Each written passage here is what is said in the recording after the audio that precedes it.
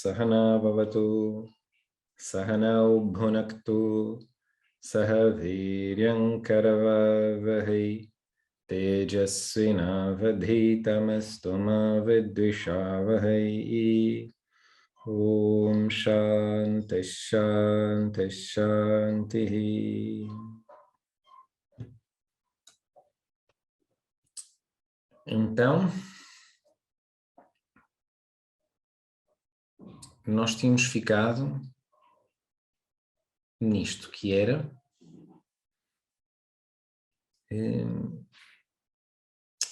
na necessidade de nós sabermos quem somos. Parece que não é uma opção. Se eu sou ser humano, não tenho opção. Eu não posso viver sem saber quem sou. Dito desta forma, a ideia soa meio estranha, porque ninguém vai dizer que não sabe quem é. Nós temos uma ideia. E, portanto, isso mostra-nos uma coisa muito interessante, que é esta ignorância que nós temos acerca de nós mesmos é uma ignorância especial. Porque é uma ignorância que não é uma ausência. Ela tem um poder. Ninguém é ignorante absolutamente do que é. Eu tenho uma ideia de mim mesmo, o que significa que este si mesmo, ele é evidente. Ele é evidente para mim. Mas eu, nesta evidência, ele é disponível para ser conhecido. Mas no que é disponível para ser conhecido, é disponível para ser conhecido de forma também equivocada. E por isso acontece, essa é a experiência comum, eu não digo que não sei quem sou, eu digo que sei quem sou, e eu sou alguma coisa. E é aí que nós vimos que o que quer que seja que eu conheça de mim mesmo, é-me insuficiente, a não ser que aquilo que eu sei de mim mesmo seja ilimitado.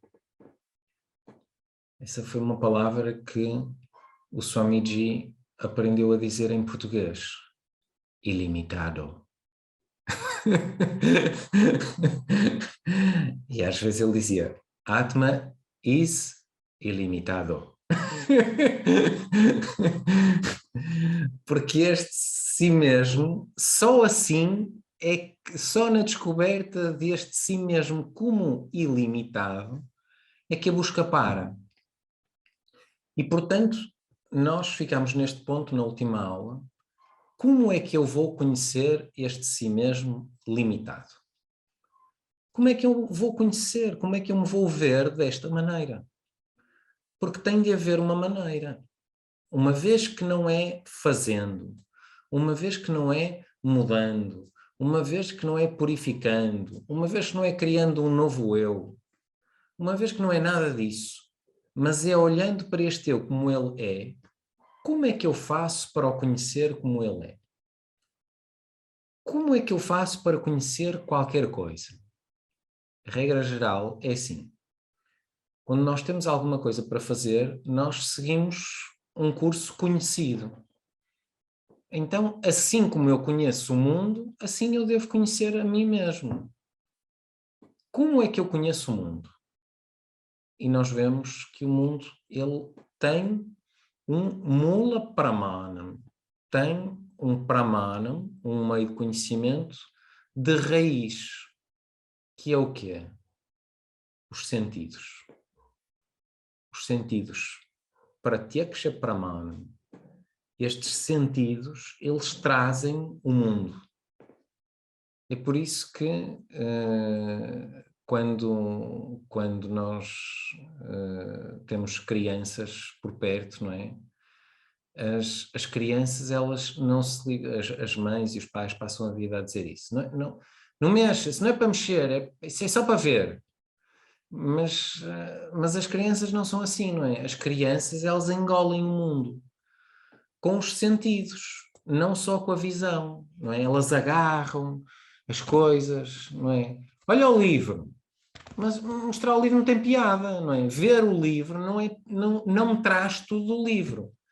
Traz a nós sim, que nós já vimos pancadas de livros, nós já estamos fartos de saber, mas até nós gostamos, não é? Até nós gostamos, por isso é que, não é? A pessoa gosta de fazer isto, que é pega no livro, abre o livro. Nós já fazemos isto de forma ordeira, não é? Cheira, pois. Uma coisa muito interessante quando a pessoa traz coisas da Índia é que chega lá a pessoa depois habitua-se ao cheiro. Mas depois quando chega aqui e a pessoa abre, a pessoa diz assim, cheira à Índia. Porque tem um cheiro, é assim que nós conhecemos. Então, eu conheço o mundo desta maneira. Vendo, tocando, cheirando, ouvindo, provando. E isso traz-me o mundo. Mas não me traz tudo do mundo.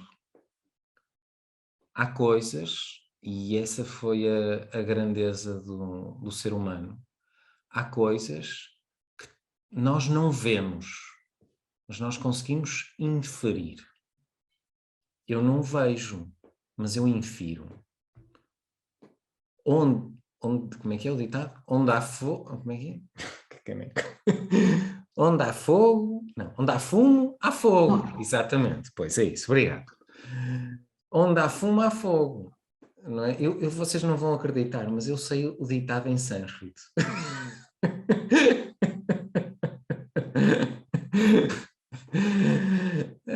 Yatra yatra duma, tatra tatra vanihi.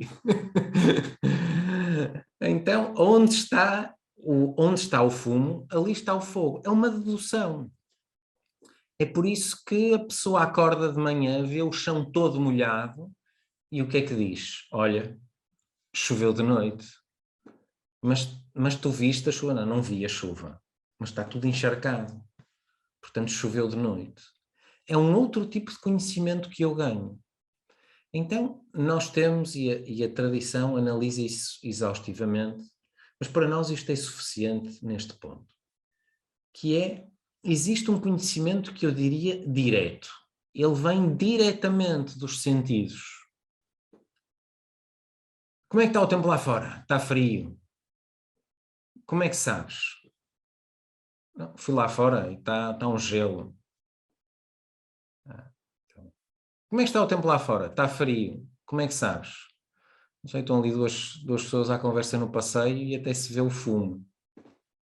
Não é? Quando está muito frio, a pessoa vai, não é? Até os cães respiram e nós respiramos e sai uma nuvenzinha. Então eu concluo, deve estar frio. E nós conseguimos adquirir um conhecimento imenso. Graças a esta dedução, inferência e comparação, tudo isto que nasce da observação direta e depois de um raciocínio em cima dela. Isto permite-me conhecer o mundo. E é assim que no mundo a minha ignorância vai sendo desbravada e vai embora. Agora, todo este conhecimento, ele pressupõe a existência de alguma coisa a ser conhecida. Essa coisa a ser conhecida, ela tem de ser primariamente do âmbito dos sentidos.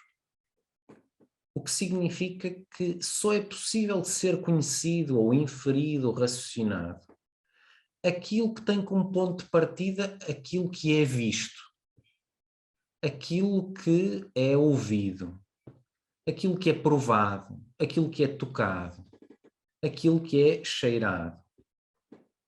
E nisto dos sentidos, há uma coisa muito, muito, muito, muito interessante, que é cada sentido, ele tem alguma coisa de radical.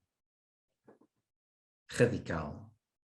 Eu diria até de arrogante, que é cada sentido é dono e senhor do seu objeto. Para eu conhecer cores e formas, só a visão. Para eu conhecer som, só a audição. Eu conheci uma pessoa que era surda. E ela adorava dançar.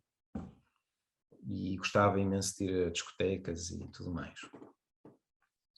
Mas ela dançava ao ritmo. Mas ela não ouvia, obviamente. Ela sentia o quê? A vibração. Ela sentia a vibração das colunas. Bum, bum, bum. E essa vibração, ela sentindo, conseguia dançar. Mas ela não ouve. E, portanto, se ela quiser conhecer Mozart ou Ravel, concertos para piano de Ravel, só ouvindo, não é possível ser conhecido de outra maneira. Não é possível. O que significa que cada sentido ele é único e exclusivo em relação àquilo sobre o qual se debruça. E quando eu digo que não é possível ouvir a sinfonia, uma sinfonia qualquer, ou um concerto, a não ser através da audição, eu não estou a ser uma pessoa intolerante. Verdadeiramente eu não estou sequer a ser radical. Eu estou a ser objetivo. Não é? Eu não posso dizer que isto cheira-me a amarelo. Não é? Cheira-me a esturro. Mas não me cheira a amarelo. Nem me cheira a verde. Para ser verde eu tenho de ver. Para ser verde eu tenho de ver. Então isto é muito importante. É que cada sentido e, portanto, cada meio de conhecimento ele tem exclusividade em relação ao seu objeto. E outra coisa muito interessante destes meios de conhecimento, quando nós olhamos para eles, é que a nossa vontade não desempenha nenhum papel quando nós conhecemos. Quando nós fazemos alguma coisa, aquilo que é feito depende da nossa vontade, depende da nossa liberdade de escolha, do nosso livre-arbítrio. Então é dito, em relação a qualquer coisa, eu posso fazer. Eu posso não fazer. Eu posso fazer de forma diferente. Para tudo. É assim, não é? Agora o que é que faz à quinta-feira, à hora do almoço? Agora tenho umas aulas de Vedanta. Não é? Vedanta, o que é isso? É filosofia. Filosofia, agora deu-te para isso. Sim, é interessante e tal. De vez em quando diz umas piadas e eu rio. Tal. Como é que fazes isso? Pois a pessoa tem uma opção, não é? Eu posso ver, eu posso desligar a câmara, eu posso só ouvir, eu posso ver mais tarde, eu posso pôr-me em Shirshasana e fazer aula, pôr-me ao contrário e fazer a aula. A pessoa pode fazer qualquer coisa. E isto existe para tudo. Sempre que nós vamos fazer alguma coisa, nós podemos fazer, nós podemos não fazer, nós podemos fazer de forma diferente. E, portanto, eu posso escolher. Eu não posso escolher conhecer. Não existe essa opção. Porque enquanto a ação ela depende da pessoa, O conhecimento depende do objeto, não depende da pessoa. O que significa que, se eu abro os olhos e não existe nenhum defeito no meu olhar, na minha visão, eu vejo. Eu não posso sequer escolher aquilo que vejo. Eu vejo o que está à minha frente. Eu sempre me lembro deste exemplo que eu acho tão verdadeiro, não é? Todos nós já tivemos esta situação, que é, a pessoa vai a um sítio qualquer e então, um sítio qualquer que a pessoa tenha que pensar o que é que vai vestir. Há pessoas para quem isto é o dia-a-dia, não é? Pensar o que é que vão vestir. Mas há pessoas que só pensam no que é que vão vestir assim de vez em quando. E então lá vão, e vão para a frente do espelho. Vão para a frente do espelho e vestem uma camisola. Camisola que elas gostam, aquela camisola que fica mesmo bem. A pessoa veste aquela camisola e sente que o dia vai correr bem. Com isto, tudo vai correr bem. Não há a mínima hipótese. Senta-me bem, eu fico bem com isto. Eu sinto que, enfim, estou pronto para enfrentar o mundo com esta camisola. Só que não fica bem aqui. É o único problema, é que ela não fica bem aqui. E às vezes a pessoa põe-se neste jogo, que é, eu olho para o espelho, vejo, mesmo que eu não queira, não é? A camisola é cinzenta. Mas se ficar mesmo bem aqui assim, se ela fosse cinzenta escura, cinzenta mais escura, não é? Ficava melhor. Então a pessoa começa a imaginar a camisola de outra cor. Mas por mais que eu queira imaginar a camisola de outra cor, eu não tenho dizer. Sobre a cor da camisola, eu não tenho dizer. Porque o conhecimento não depende da minha vontade. O conhecimento é dependente do objeto. Ele é vastu tantram. Ele depende da coisa. Ele não depende de mim. E, portanto, nós temos isto. Quando eu quero conhecer alguma coisa, estes sentidos, eles têm a capacidade de reportar o seu objeto. E sobre o objeto do outro, nenhum dos sentidos tem uma palavra a dizer. O que significa que, se eu provo, alguém nos oferece uma sobremesa e a pessoa lá vai, imaginem aquilo que vocês mais gostam. Vamos imaginar, um bolo de bolacha. E então lá vai a pessoa, não é? Olha para o bolo de bolacha, ou o que vocês gostarem, e começa a babar. Pois prova. E o que é que aconteceu? E aquilo está com um aspecto incrível. Incrível. Mas a pessoa trocou o quê? O sal pelo açúcar, o açúcar pelo sal. E, portanto, quando a pessoa dá a dentada naquilo, eis não quando não sabe a doce. É salgado. É terrível.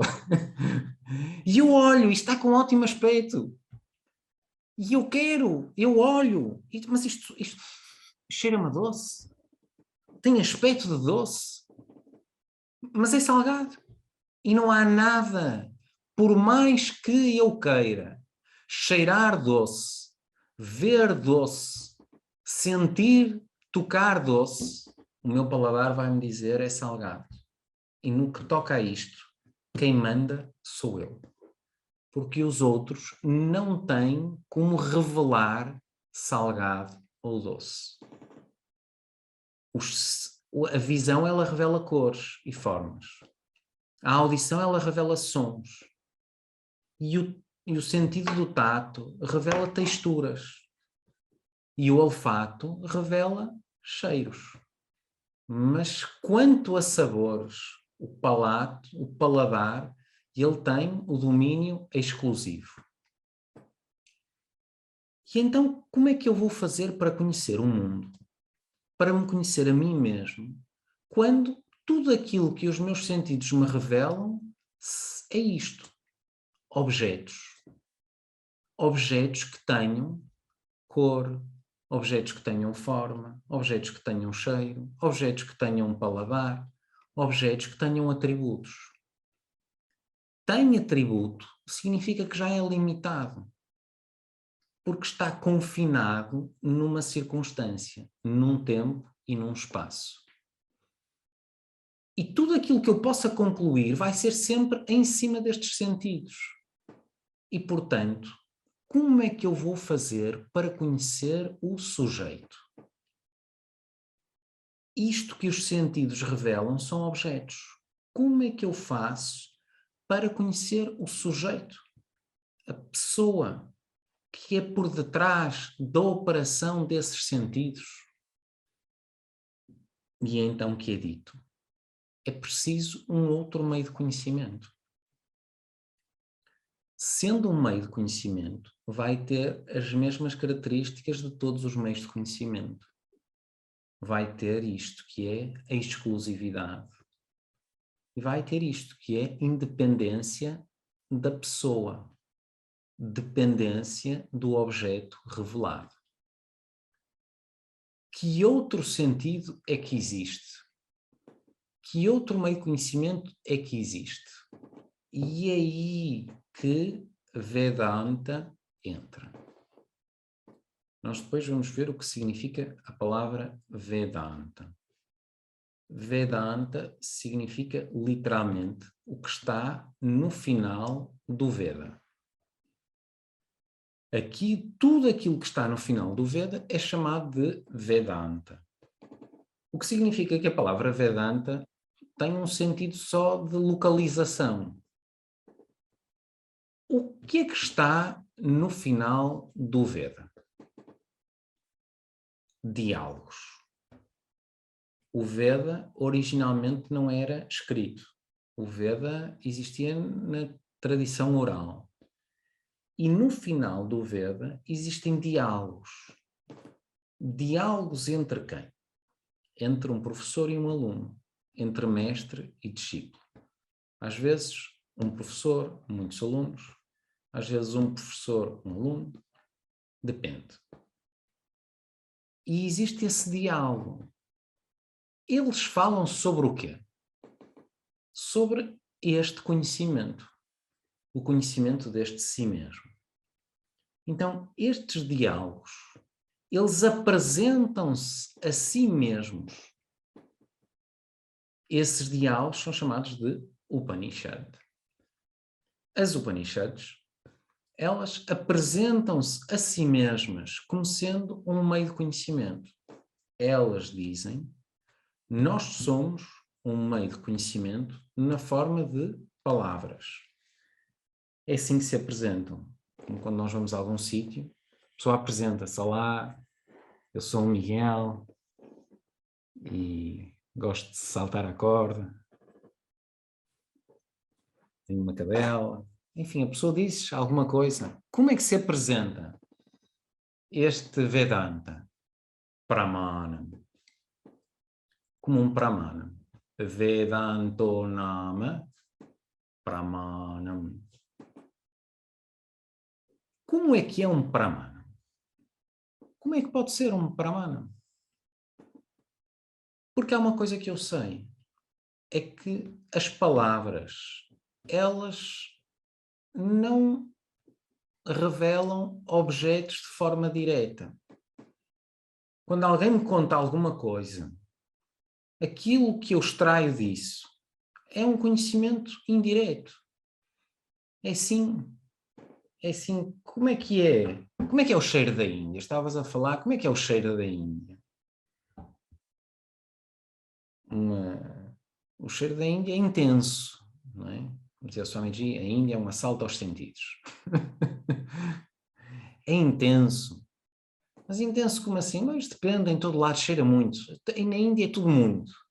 É muito barulho, é muito cheiro, é muitas cores, é tudo muito. Mas então como é que a pessoa consegue lá estar sossegada? Pois há alguns sítios, o silêncio da Índia não é bem o silêncio que se imagina aqui.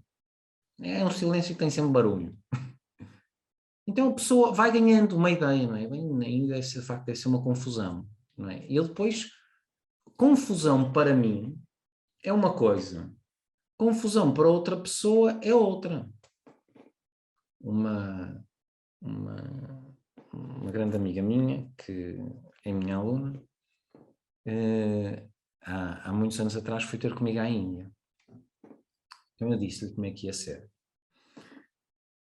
Olha, quando chegares lá, eu vou ter um táxi à tua espera. Tu sais, segues o nome do homenzinho e ele traz-te até aqui. Agora, vais ter que fazer uma viagem de autoestrada. É à noite, portanto isso é bom. Há menos trânsito. Agora, não te assustes, porque é assim. Mesmo numa autoestrada, sentidos de circulação são apenas indicativos. Portanto, carros em sentido contrário vão aparecer. Depois também vais andar por estradas e ruas e tudo mais. Faixas também é só uma decoração que está no chão, porque 2 faixas não significa que andem 2 carros. 2 faixas dá para 3 ou 4 ou 5 carros, tranquilamente. Depois, não é só para carros, não é? Há para carros, motas, elefantes, camelos, tudo vai na autoestrada. Não me estranhes também que apareçam cruzamentos na autoestrada, porque eles abrem cruzamentos porque lhes dá jeito. E, portanto, também é comum na autoestrada ver pessoas com umas picaretas a abrir entradas, porque a casa deles fica mesmo ali ao lado e é preciso dar uma grande volta para entrar na autoestrada. Portanto, faz-se uma abertura já aqui. E alguns até estão ao trabalho de cimentar para a coisa ser um bocadinho melhor e assim. E pronto, depois é assim, eles só se desviam à última hora. Portanto, um carro vem na tua direção. Não penses que ele te viu a 200 metros ou a 300 metros, ele vai imediatamente voltar para a faixa dele, ele não vai fazer isso. Mesmo à última hora, quando parece que tu vais bater, aí assim é que eles entram. E outra coisa, eles estão sempre a buzinar.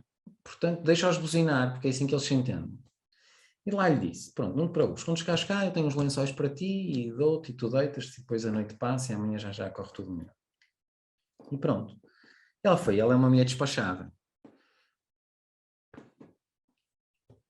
Quando ela chegou, lá me bateu à porta e eu olhei para ela, estava com os olhos assim. Bem, tu tinhas-me avisado, mas eu não estava a contar com isto. Porque é assim, não é? A vida é assim. Nós queremos uma ideia, mas uma ideia é a nossa ideia. A pessoa que descreveu, ela viu alguma coisa. Pois é, em cima daquilo eu crio uma ideia. E depois eu preciso de fazer isto, que eu preciso de verificar. Este conhecimento que era indireto, eu tenho de o tornar direto. Então eu vou e vejo, era mesmo como eu pensava. Afinal não é assim tão mau. Isto é muito pior do que o que eu pensava. Não, afinal não é a confusão, mas é o cheiro. É o cheiro. Há pessoas que deixam. Uma das últimas viagens que eu estive na Índia, cheguei lá, estava eu e a Ana, fomos jantar ao ashram do Ramana, e nisto veio ter connosco um amigo nosso que nunca tinha ido para a Índia, e ele senta-se ao nosso lado e diz, e nós achámos aquilo tranquilíssimo, ali no ashram, sossegado, nós estávamos realmente satisfeitos da vida, comida de ashram, e sossego de um ashram, depois de uma viagem, e nós estávamos mesmo como queríamos. E nisto ele chega, isto é terrível, não é? O que é terrível? O cheiro, não é? Está por todo lado.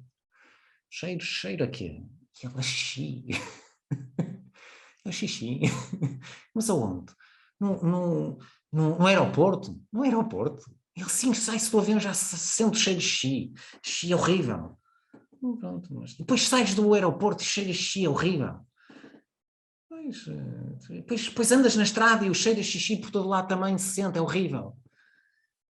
Pronto, está bem. E aqui? Aqui? Sim, aqui também me cheira a xixi. É horrível. Enfim, passado uns dias estava a dizer, isto é incrível, ainda é incrível. Mas o primeiro dia só lhe cheirava a xixi. Então, é assim, não é? Cada um de nós extrai um conhecimento. Eu não posso dizer que eu não tenho um conhecimento. Porque quando eu ouço e depois eu me deparo com a realidade daquilo que foi descrito, não é completamente alheio. Eu tenho alguma proximidade daquilo, mas não é bem como eu pensava que era. não é bem como eu pensava que era. Isso é uma coisa muito interessante, não é? Uma vez a minha filha disse-me: "Oh pai, quando as pessoas me contam alguma história de um sítio, eu imagino sempre na minha cabeça. Tu também imaginas?" Sim, também imagino. Mas depois, sempre que eu chego lá, é sempre diferente daquilo que eu tinha imaginado. E depois, às vezes é mais parecido, outras vezes é menos, mas realmente é assim, é diferente. Porque o conhecimento é um conhecimento indireto. Então, quando eu ouço falar, eu ouvir um diálogo, ou eu estudar um diálogo, ou qualquer palavra que fale sobre este si mesmo, trar-me-ia um conhecimento indireto. Parece ser o óbvio. É assim que depois nascem estas ideias de que a pessoa depois tem que meditar. Porque então, meditando, é que eu vou fazer com que aquilo que seria indireto se torne direto. Mas será que é assim? Será que a palavra, o som enquanto palavra, me traz sempre um conhecimento indireto? Ou não há circunstâncias em que me traz um conhecimento direto? E há.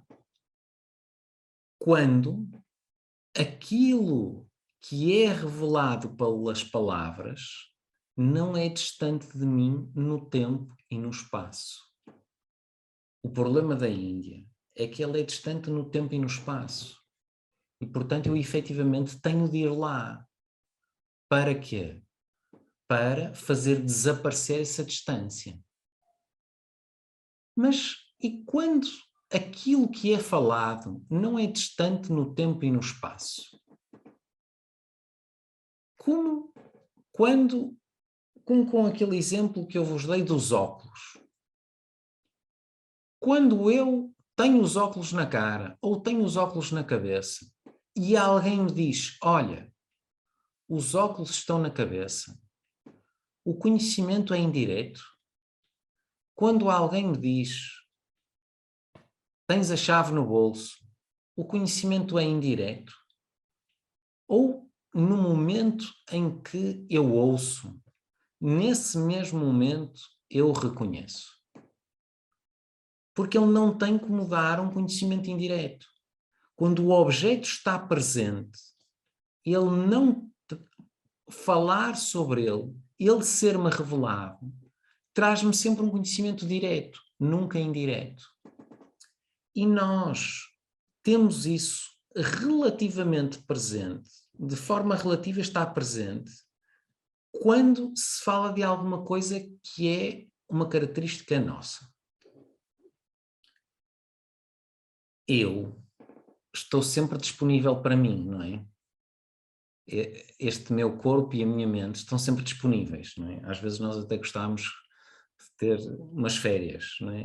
Uma pausa. Pausa desta mente. Será que a mente não me dá férias? Mas uma coisa muito interessante é esta.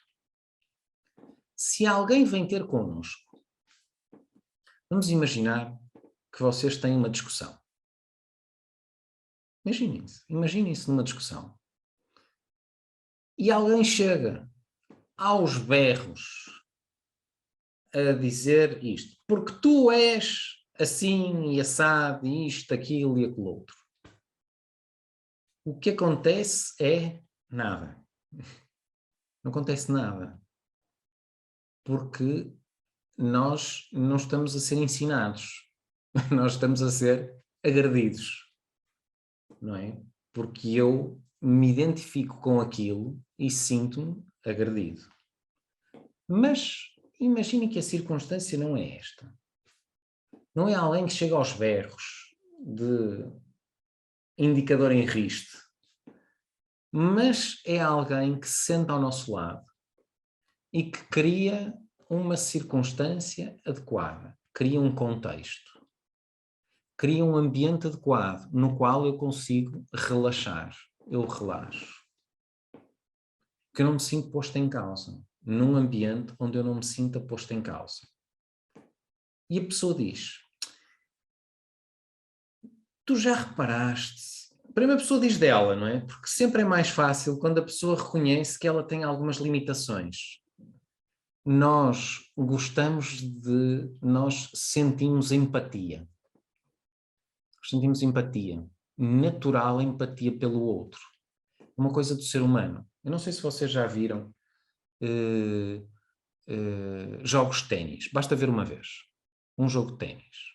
Se nunca viram, não precisam ver um jogo inteiro. Os jogos de ténis demoram muito tempo. Vejam só o fim. Só o fim do jogo. E acontece isto, que é o último ponto e o jogador ganha. Ganha, yeah! Atira-se para o chão, o que quer que seja. Depois tem que fazer uma coisa que faz parte dos jogos de ténis, que é tem de ir à rede, cumprimentar o outro. Quando ele olha para a cara do outro, ele vai, não é? Feliz da vida, olha para o camarote, tal, yeah! Mas quando ele caminha na direção do outro, vê o outro. O outro perdeu. Ele não tem como deixar de sentir empatia. Por isso que, regra geral, faz um gesto, não é? Ainda antes de cumprimento já faz um gesto, não é? Faz assim, dá uma pancada nas costas. Porque ele, naquele momento, sente empatia. Então, todos nós sentimos essa empatia. E quando alguém se sente de uma maneira, eu tendo a conseguir sentir de uma maneira semelhante. Então, se alguém cria esse contexto e a páginas tantas me diz, olha, tu já reparaste que em determinadas circunstâncias tu tendes a ser desta maneira. Essa palavra, se ela for verdadeira e se eu me sentir à vontade comigo mesmo e com a pessoa para reconhecer, eu não preciso de mais nada. A palavra revela o seu objeto. A palavra revela uma natureza, uma tendência da minha parte. Porque a minha mente ela não é distante de mim. Ela está sempre presente. E por isso, da mesma maneira, se de forma relativa isto é assim, se no meu aspecto relativo isto é assim, naquilo que não é o meu aspecto relativo, mas é o meu aspecto absoluto, eu estou sempre presente. Eu nunca estou ausente. E, portanto, a palavra, num determinado contexto, num contexto que tem que ser criado. Criado por quem? Já veremos. Mas esta palavra, ela tem a capacidade de revelar aquilo que está sempre presente. E então a palavra não é uma forma, não é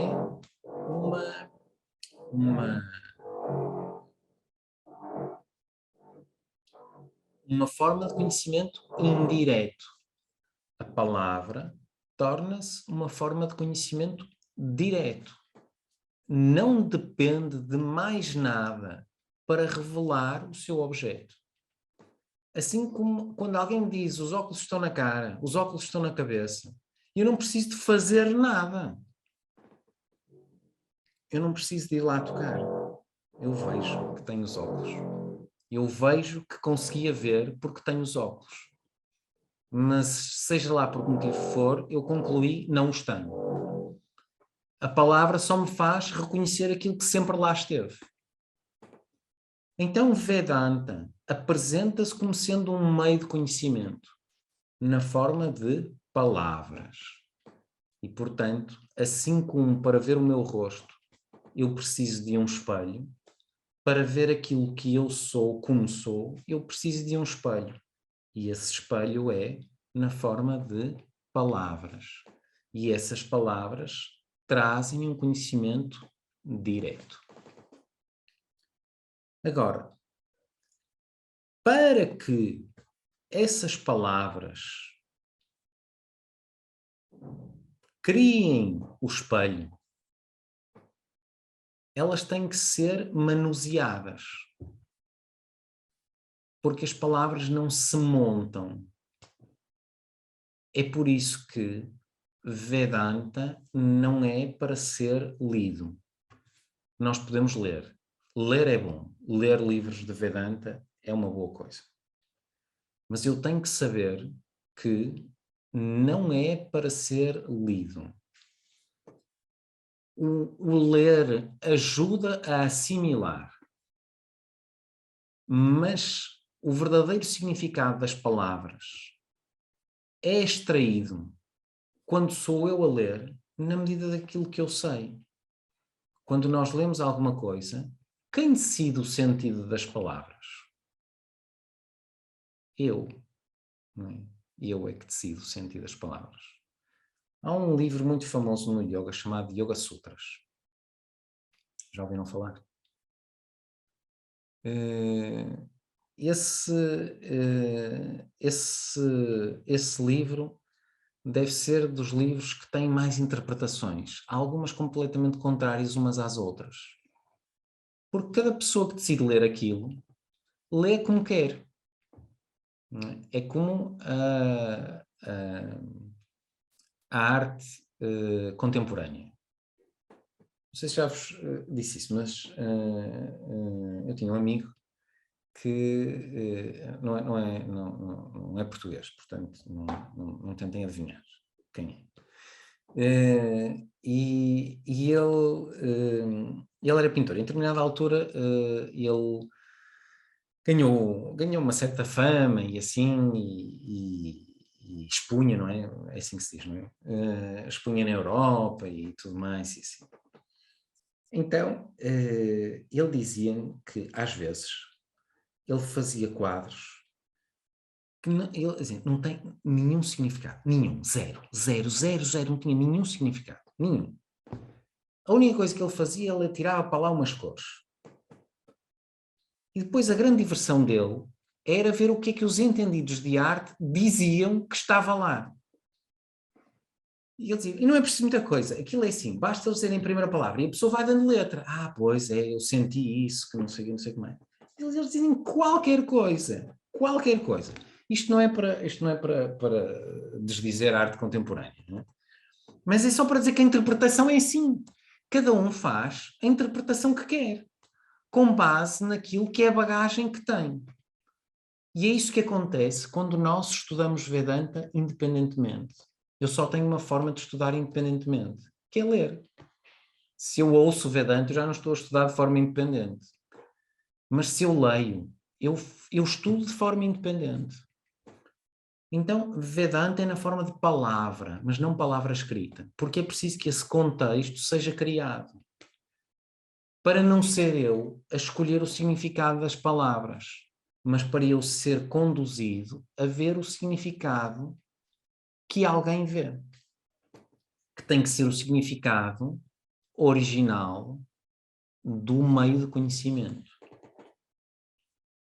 Quem faz isso é o que nós chamamos de professor, não é? Ou na Índia existe esta palavra que é Guru, que é aquele que Guru significa simplesmente isto, aquele que faz com que a escuridão vá embora. É só isso, não é? A ignorância vai embora, é a única coisa. O professor não traz nada à pessoa, só faz com que essa ignorância vá embora. Então ele é que tem essa maneira de lidar com as palavras. Agora, estas palavras, elas existem no Veda. E é por isso que se chamam de Vedanta. Quem criou o Veda? É uma questão importante. Porque se Vedanta se apresenta como sendo um Pramana, então quem é que inventou isso? Porque se foi inventado por alguém, essa pessoa tinha que ter o conhecimento disso. Como é que ela alcançou isso? Este Vedanta, ele é dito que ele é a Paurushaya Pramana.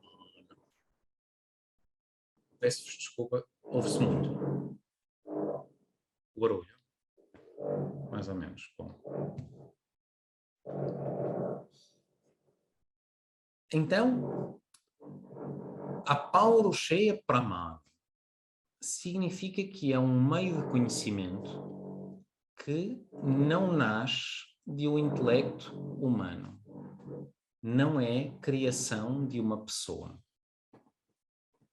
Ui, agora é que isto piorou. Então vem de onde o Veda?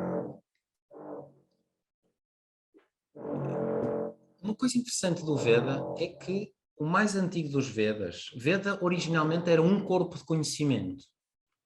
E depois, mais tarde, foi dividido em 4. Rigveda, Yajurveda, Samaveda, Atharva Veda. E é nesses Vedas que está a Vedanta. Os textos originais de Vedanta, que são os Upanishads, estão aí, no final de cada Veda. De onde vem isso? O mais antigo desses, chamado Rigveda, é tido como sendo, não pela tradição, mas universalmente, como sendo o texto mais antigo da humanidade. O que é interessante, não é? Agora, esse texto mais antigo da humanidade, nesses textos que são os mais antigos, aparecem estes diálogos lá. Esses diálogos não são atribuídos a uma pessoa. Diz-se que os mantras, eles foram vistos. Então, não existem autores dos Vedas. Existem aquilo que nós chamamos de rishis. Rishi é aquilo que se diz ser mantra drashtara, aquele que viu os mantras, aquele que viu aquelas palavras. E, portanto, eram pessoas que não criaram aquilo. Nós sabemos que elas não criaram, porque nos diálogos, em vários sítios aparece. É assim que nós ensinamos, porque foi assim que nós aprendemos com aqueles que vieram antes de nós. Então, o que significa que quando aquilo entrou na tradição oral, já aquilo tinha sido aprendido de alguém, que por sua vez diz que aprendeu de alguém, que por sua vez diz que aprendeu de alguém. E, portanto, a origem do Veda, o primeiro professor, tem de ser a primeira pessoa. E por isso, se na tradição se resume isto desta maneira, o ensinamento, ele vem com a própria manifestação. Senão, a manifestação seria defeituosa. Porque haveria uma busca para a qual não haveria solução. Então, com a própria manifestação, vem esse conhecimento. E esse conhecimento que originalmente foi ensinado, quem é o primeiro professor, pois é a primeira pessoa. Não é? E nunca dá para saber quem é o primeiro. Não é? O que veio primeiro? O ovo ou a galinha? A semente ou a árvore? Não é? Porque o primeiro professor tem que ter sido aluno. Não é? Essa é que é a questão. O primeiro professor tem que ter sido aluno. A não ser que o primeiro professor seja a causa da própria manifestação. E é por isso que nós, a seu tempo, quando formos ver o que é Ishvara, nós vamos dizer que esse é o primeiro professor. Com a manifestação vem o próprio ensinamento. E é por isso que se dá uma forma a esse primeiro professor chamado de Dakshinamurti, aquele que se senta voltado para sul.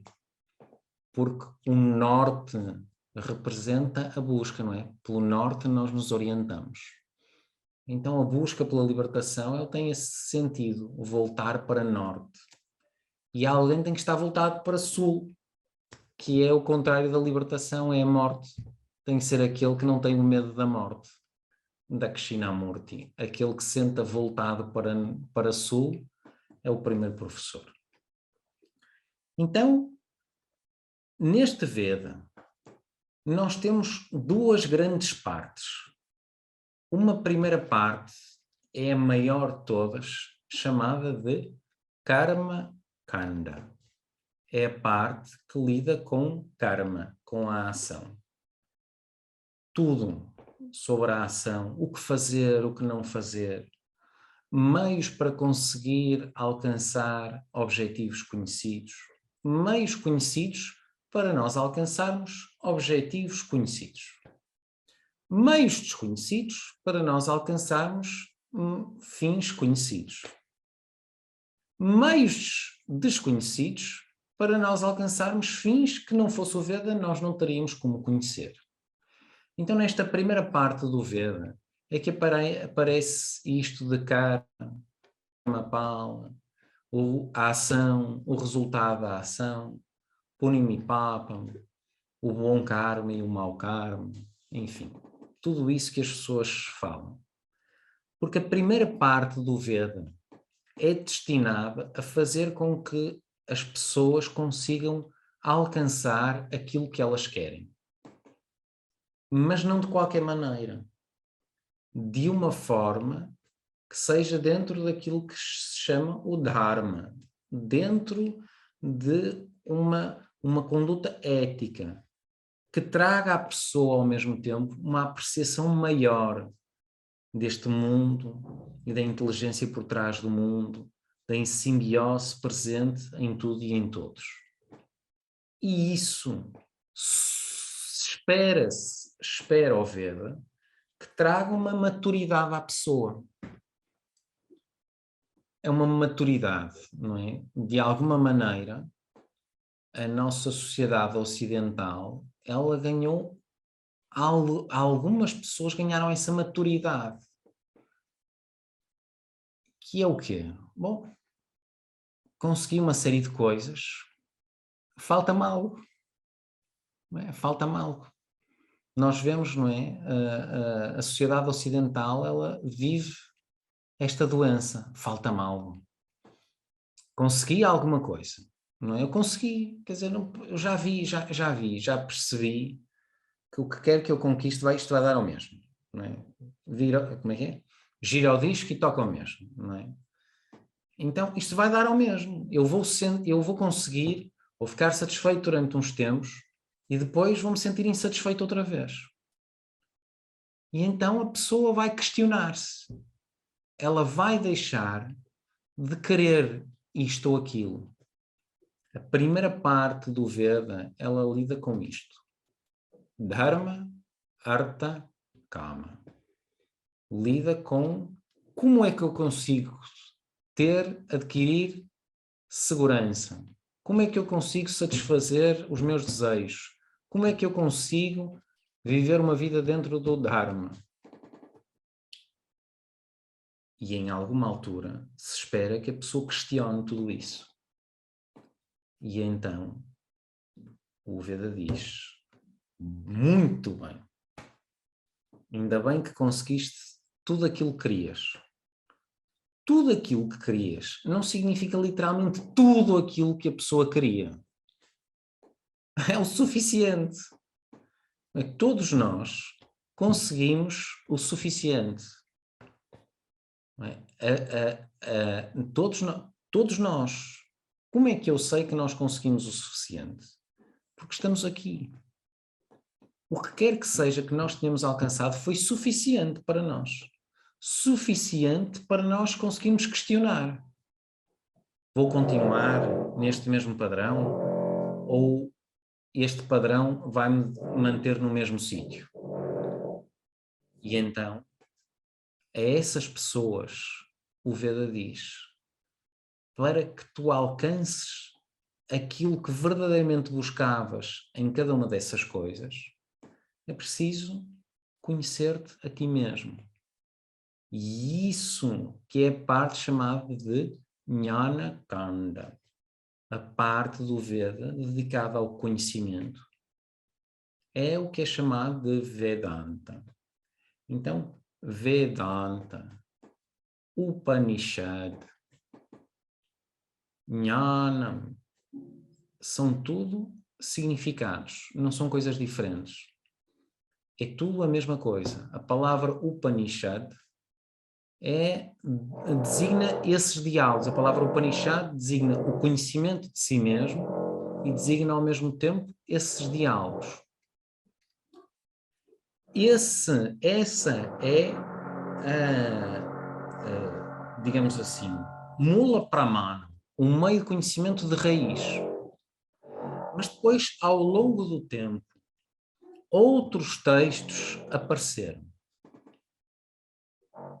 Então apareceram esses textos que estão, tudo aquilo que está no Veda, nós chamamos de Shruti. Shruti é aquilo que foi ouvido, e por isso é que se diz ser um conhecimento revelado.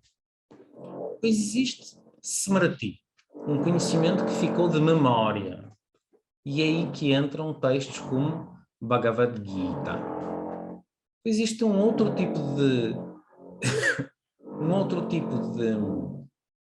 literatura chamada de sutras. E existem assim vários textos. Em Vedanta nós temos aquilo que se chama de Prasthana Trayam.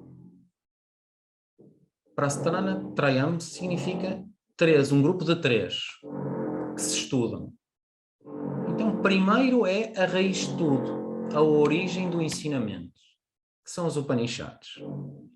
Depois vem Gita, Bhagavad Gita, que é um segundo corpo de conhecimento que vem mais tarde.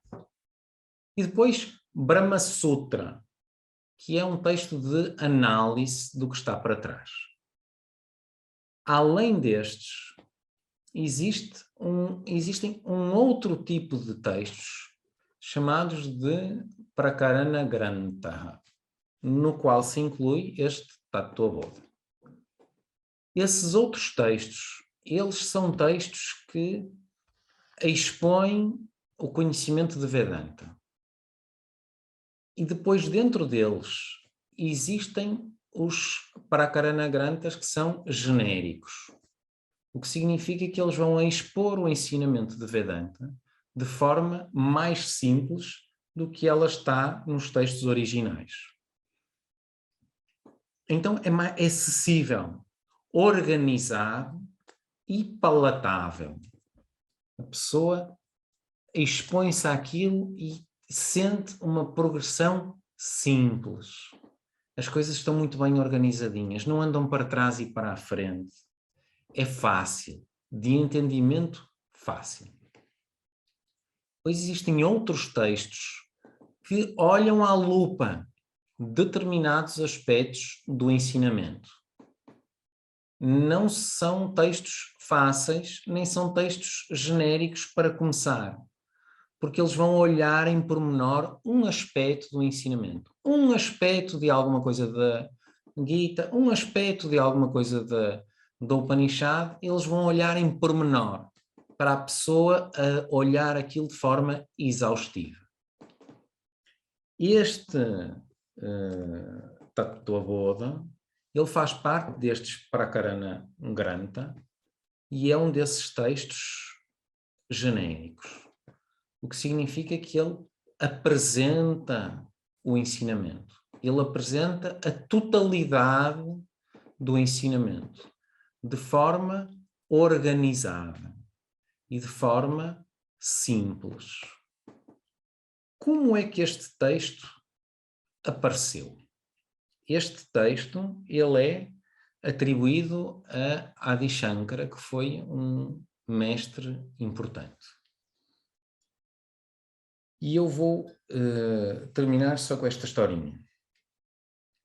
Em determinada altura, o Swamiji, o meu mestre, recebeu um Swami amigo dele, já com mais idade, morreu. Os Swamis não morrem. Não sei se vocês sabem. Os Swamis não morrem. Os Swamis atingem Mahasamadhi.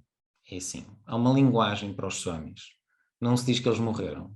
Diz que eles atingiram Mahasamadhi. Então é assim. Mas para nós, não é? O Swami mais velho, efetivamente, morreu. E deixou... O que é que um Swami tem? Nada. Então a única coisa que tem são livros. Deixou uns livros ao Swamiji. Em determinada altura, outro Swami veio ter com ele e disse-lhe: Swamiji, quero aprender a Gita. Bhagavad Gita. Ele disse, força, vamos começar. Quando é que queres começar? Ele, não, mas eu só quero 10 aulas. 10 aulas para estudar a Gita. Eu disse, não, mas 10 aulas não dá. Não dá para estudar a Gita em 10 aulas. E ele disse, não, mas eu vou para os Estados Unidos. Convidaram-me para ir lá dar umas palestras e eu preciso de alguma coisa para dizer nas palestras. E, portanto, quero 10 aulas de 24 horas cada uma. Mesmo assim. Então, isso não dá. E ele disse, não, mas só tenho 10 aulas. Depois eu já tenho bilhete e tudo, eu vou para os Estados Unidos. Portanto, preciso de aprender alguma coisa. Swamiji ficou pensando naquilo. Bom, a Gita não lhe posso ensinar, não é? Porque em 10 aulas não dá para ensinar a Gita. E ele disse, mas o que é que tu vais para os Estados Unidos fazer? Quer dizer, fica aqui, estuda. Depois vais para os Estados Unidos um dia mais tarde. Mas ele já tinha tudo programado. É só para vocês verem. E este Swami tornou-se famoso. É o que eu vos tenho a dizer. Só para vocês verem como as coisas são. Nem toda a gente que é famoso vale a pena. Então, somente eu penso, bom, se eu não lhe ensino nada, ele vai para lá dizer disparates. Se eu lhe ensino, ele vai na mesma dizer disparates, porque com 10 aulas, o que é que ele vai dizer? Então, o Swamiji lembrou-se dessa pilha de livros que tinha recebido desse Swami e decidiu folhear. E encontrou este livrinho, Tattva Bodha. Pensou assim, olha, isto é simples. Isto é simples e ele assim não vai dizer asneiras. E foi assim que o Swamiji ensinou pela primeira vez Tattva Bodha. Este nosso amigo não concluiu, porque efetivamente ao fim das 10 aulas achou que já tinha montes de conteúdo para dar as palestras dele e foi-se. Mas o Swamiji adorou o livro e achou que este era um livro ideal para quando a pessoa começava a estudar. Então, dali para a frente, ao longo da vida do Swamiji, sempre que o Swamiji começava a ensinar, ensinava este livro. Nós vamos começar. Om Shanti Shanti Shanti Harihi Om Shri Gurubhyo Namaha Harihi Om Hari Om. Muito bem. Alguma questão? Força, João. Deixa-me só dizer uma coisa, tens que ligar o microfone. Se alguém tiver que ir embora por causa de almoços e trabalhos e assim, força. Diz, João. Miguel, eu posso dizer que o Vedanta, no final, é um método? Vedanta tem um método. Sim. Vedanta, eu não diria que Vedanta é um método, porque Vedanta é o ensinamento. Certo, que tem um método por trás. Ou métodos, conforme a abordagem. O ensinamento faz parte do método. Mas há um método único ou conforme o tipo de obra que tu consultes ou que sigas? Ok. Existe um método de ensinar. Existem várias abordagens, existe, eu podia usar a mesma palavra método, não é? Tu próprio deste uma classificação de simples ou complicado. Sim, não é? existe um método, não é? Existe uma forma de ensinar que a pessoa só consegue aprender aprendendo, não é? O Sampradaya, a metodologia de ensino, Swamiji dizia muitas vezes, não é? Só há uma forma de aprender, é estudando, no que a pessoa estuda e se entranha-se na pessoa. Mas depois o ensinamento ele tem vários métodos de mostrar quem sou eu. Então, chamados de prakriyas, são metodologias. E isso, há alguns textos, não é? Eles vêm de onde? Das Upanishads, não é? Então, algumas Upanishads, elas focam-se num método, numa metodologia, às vezes têm duas. Neste texto existem métodos. Miguel, tu dizes no início os Vedas não vêm do intelecto humano, correto? Uhum. Mas a maneira que nós temos de o aprender, acabamos Através por da ter mente. um trabalho por vários seres humanos ao longo do tempo que vão pondo o cunho pessoal deles, não é? De algum modo. Como é que Existe, temos essa validação? existe uma eh, hum, existe um ensinamento. E esse ensinamento, basicamente, é tudo aquilo que está aqui é uma realidade, e essa realidade és tu. Como isso é mostrado, isso depois foi analisado ao longo dos tempos. Então, junto com o ensinamento, vem aquilo que nós chamamos de Sampradaya, a tradição de ensino. Essa tradição de ensino, ela foi sendo engrandecida com o passar dos anos, com o contributo de todos os professores. E alguns deles permaneceram desconhecidos, outros são conhecidos, mas tiveram contribuições incríveis, não é? Porque cada professor depois tem o seu próprio insight, digamos assim, sobre isto, não é? Isso nunca se Então pode essa tornar uma... contribuição está lá. Certo. Tendo isso, essa multiplicidade de ensinamentos e de professores, nunca pode isto cair numa discussão de várias correntes, discussão filosófica, ou de mais ou menos? Sim, João, existe, existe dentro de Vedanta, existem logo três correntes. Uma que se chama Advaita Vedanta, que é o que nós seguimos, não é? Que é a visão não dual. Outra que é Dvaita Vedanta, que é a visão dual. E outra que é Vishishtadvaita, que é um intermeio. Se vocês quiserem, eu posso falar um bocadinho sobre isso no início da próxima aula. E depois, dentro de Vedanta, existem, mesmo dentro da Advaita Vedanta, existem ênfases, eu diria, existem ênfases diferentes. Okay. Professores enfatizam, professores diferentes enfatizam coisas diferentes. Isso sim.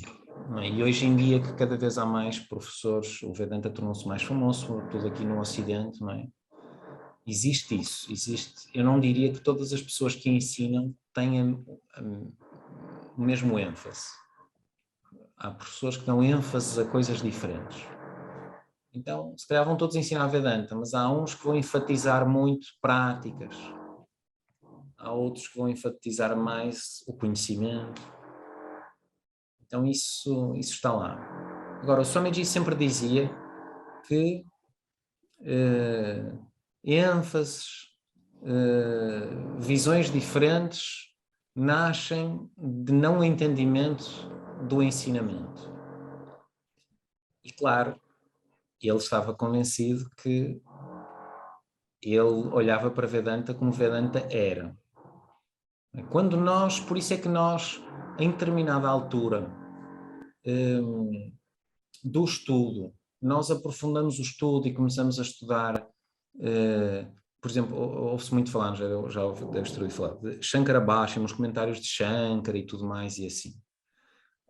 Um dos objetivos de estudar isso é nós vermos que existe uma tradição. Tudo aquilo que nós ouvimos o nosso professor falar, na verdade, não era da cabeça dele.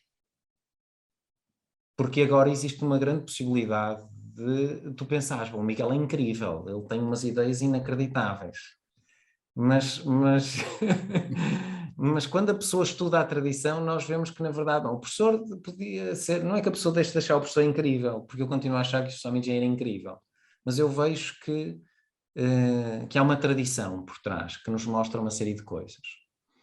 Então essa tradição oral, ela foi reduzida à escrita com Shankara, e ele é que preservou isso, e depois dele muitos começaram a escrever e, portanto, isso se manteve-se. Mas diferentes ênfases e tudo mais, elas dizia o Swamiji, muitas vezes nascem disso, não é? Da pessoa não olhar exatamente para as coisas como elas exatamente são. Okay. Mas se quiseres, depois eu falo um bocadinho mais sobre isso. Em alguma altura eu vou falar sobre isso. Talvez agora ainda seja... Acho interessante a ligação que tu fizeste antes, depois disto ir dar ao Dharma. O Dharma, a aplicação prática nas nossas vidas, não é? Enquanto seres e vivendo numa sociedade. O Dharma, na verdade, é uma apreciação do aspecto manifesto da realidade que eu sou, não é? E é isso que nós lá chegaremos. Mas enfim, em alguma altura eu vou falar sobre isso, mas agora como o texto ele nós vamos, o bom deste texto é que nós vamos passinho a passinho. Ele vai nos dar aso a nós vermos muita coisa. Obrigado, Okay? Miguel. Nada. Mais alguma questão? Miguel, já sei que estamos um bocado tarde, mas só um comentário. Eu não tenho problema nenhum, fica já isto. E eu posso ficar aqui o tempo que for preciso. A minha preocupação é só que vocês têm as vossas vidas e é só isso. Mas força. É assim, tu disseste que Vedanta é uma forma de conhecimento direta, apesar de ser pela palavra, não é? E depois explicaste que a forma desse veículo da palavra se tornar direto e, portanto, um objeto quase de conhecimento de nós próprios implica um contexto favorável, empático e disseste uma coisa que foi nós estarmos bem connosco mesmo, de certa forma, não é? Esse aspecto é aquilo que se pode chamar de maturidade? É, exatamente. Por isso é que o texto vai falar sobre isto, não é? Vedanta pressupõe, o ensinamento ele pressupõe um estudante qualificado. E por isso é que o texto vai falar, o início do texto, ele vai enumerar quais são as qualificações desta pessoa. Pois, como é que eu ganho essas qualificações? Porque isso também é uma coisa importante. Depois também isso, que estamos sempre a falar. Ok. Foi muito plural, eu também queria dizer isto, acho que foi muito elucidativo, mesmo para quem já estuda há algum tempo, como é o meu caso. Obrigada. É bom a pessoa, eu sou fã de nós regularmente voltarmos à base. Isso faz-nos olhar para as coisas com outros olhos. E uma coisa, é certo, nós depois vamos falar mais sobre isso, mas a grandeza de Vedanta, e isso eu acho que é uma coisa incrível, não é? Qual é a prova de que Vedanta funciona? É nós queremos ouvir, eu acho que essa é a prova. Eu vou dizer, a prova de que Vedanta funciona é que ele é vivo. Pois. Não é? Aquilo que havia para ser dito no livro mais antigo da humanidade continua vivo. Continua vivo. Só há uma forma disto se continuar vivo. É ser verdadeiro e 2, as pessoas extraírem utilidade disto. Senão continua vivo, não é? Porque nós até podemos dizer, a cultura védica era uma cultura incrível. Pois, mas a cultura egípcia também era uma cultura incrível, não é? E tantas culturas não eram culturas incríveis. Mas esta tradição, esta tradição de conhecimento, que é, no fundo, não é isso é que é o bonito de Vedanta. Vedanta não é uma instituição. Não há uma instituição. Há uma ligação aluno e professor. Não é? Eu passei anos a estudar com o Swamiji, não tenho um papel de Swamiji. Não tenho nada de Swamiji. Tenho um papel. Em uma determinada altura, há 10 anos atrás ou há 15 anos atrás, o Swamiji deu-me um papel para eu poder ir a determinados templos do sul da Índia. Então a minha Ana. E declarou que estes meus alunos são alunos dedicados e tudo mais, por favor, deixem-nos entrar e tudo. Tenho esse papel. E fora isso não tenho nada. Não tenho um único papel. Depois do do Swamiji, do Samadhi e do Swamiji, criaram, 2 anos mais tarde ou assim, criaram um site com um grupo com professores que supostamente seriam discípulos do Swamiji a ensinar como ele ensinava. Pronto, eu por acaso estou lá. Mas eu não tenho nenhum papel. A minha ligação com o Swamiji sempre foi esta. Aluno, professor. E essa sempre foi a ligação. Não é? E é isso que mantém vivo. Então, que a precisão... E o Swamiji dizia uma coisa que é verdade. Não deve haver assunto na humanidade mais analisado do que este. Porque ao longo de milhares de anos, é que não é centenas, é milhares de anos, isto vem sendo analisado. Então, nós estamos como queremos. Estudar este Tato Boda é tudo bom. Muito bem.